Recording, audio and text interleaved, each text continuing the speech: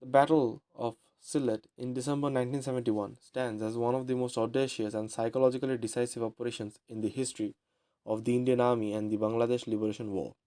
It was not the largest battle of the war, not the bloodiest, but it remains unique because it represented the only combat airborne assault conducted by India during the entire conflict. More importantly, it demonstrated how speed, surprise, and psychological dominance can outweigh numerical strength and heavy firepower. Sylhet was not merely a tactical objective, it was a psychological pressure point, and the Indian Army exploited it with ruthless clarity. Sylhet, located in northeastern part of East Pakistan, was a critical military and communication hub. The region controlled access routes from the north, served as a defensive anchor for Pakistani forces attempting to delay the Indian advance towards Dhaka. The Pakistani garrison in and around Sylhet consisted of regular infantry units, fortified positions, access to limited air and riverine support.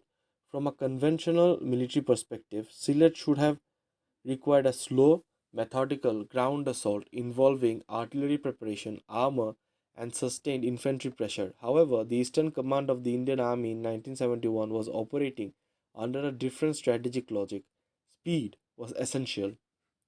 The longer the war dragged on, the greater the risk of international intervention and diplomatic pressure. What was needed was not just territorial gains, but rapid psychological collapse of Pakistani command and control. It was within this strategic framework that the decision to conduct an airborne operation at Sylhet was taken.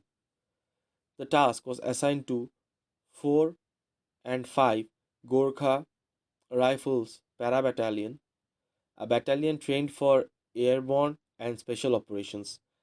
This decision itself carried enormous risk. Airborne assaults are among the most vulnerable forms of military operations. Troops land dispersed, lightly armored, exposed, relying entirely on speed, cohesion, and aggression to survive the critical early hours. In Sylhet, the risk was magnified by the fact that the paras would be dropped deep inside enemy held territory, far ahead of advancing Indian ground forces with no immediate armored or artillery support.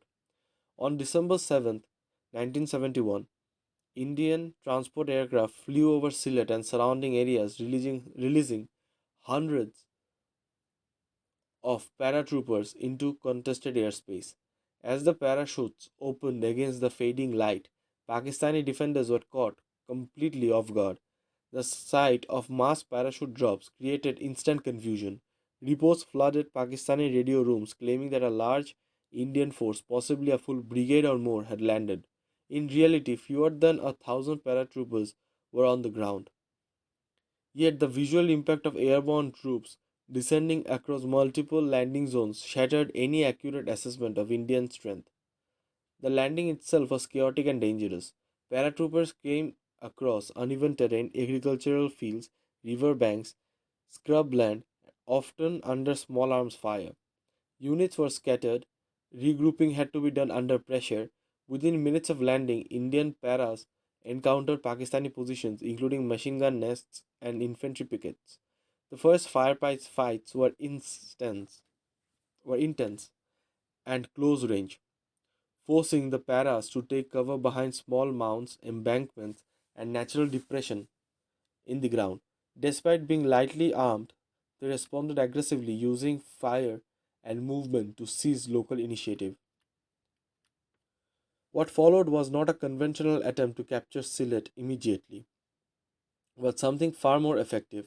The paratroopers focused on creating the illusion of overwhelming force.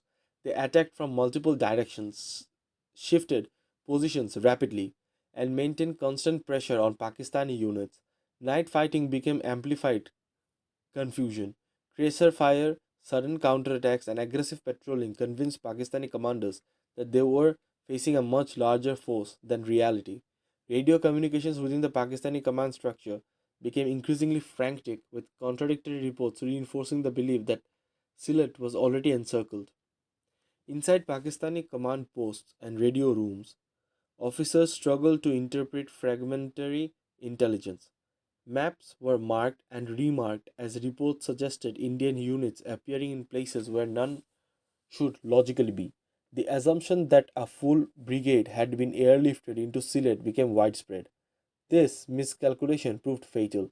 Instead of organizing a coordinated counteroffensive to crush the lightly armored paras while they were vulnerable, Pakistani commanders adopted a defensive posture, dispersing their forces and waiting for reinforcements that would never arrive in time.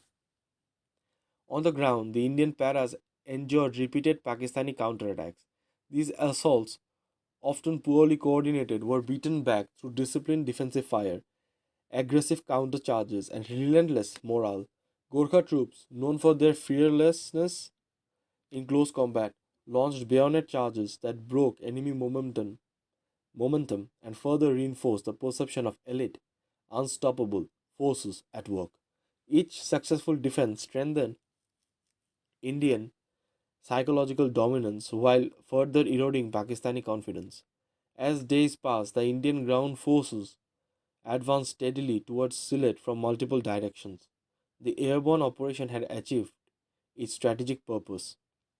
Pakistani troops, convinced that they were already surrounded, began to lose cohesion. Supply lines were disrupted, command decisions became increasingly hesitant, and morale collapsed. When Indian ground formations finally linked up with the paratrooper, resistance in Sylhet rapidly disintegrated. Pakistani units surrendered or withdrew, and Sylhet fell into Indian hands.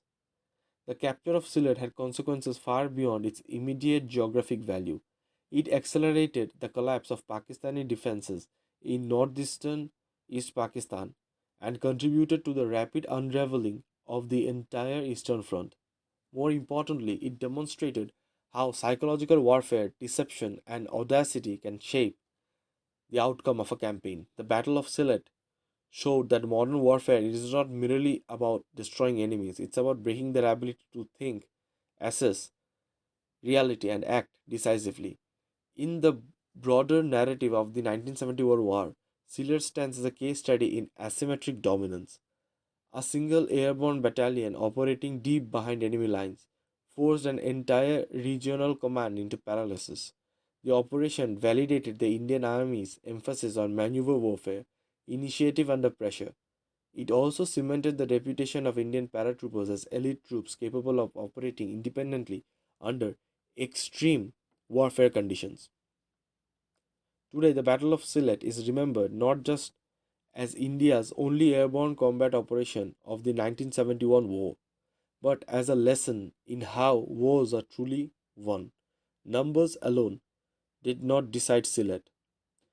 Firepower alone didn't decide Sylhet.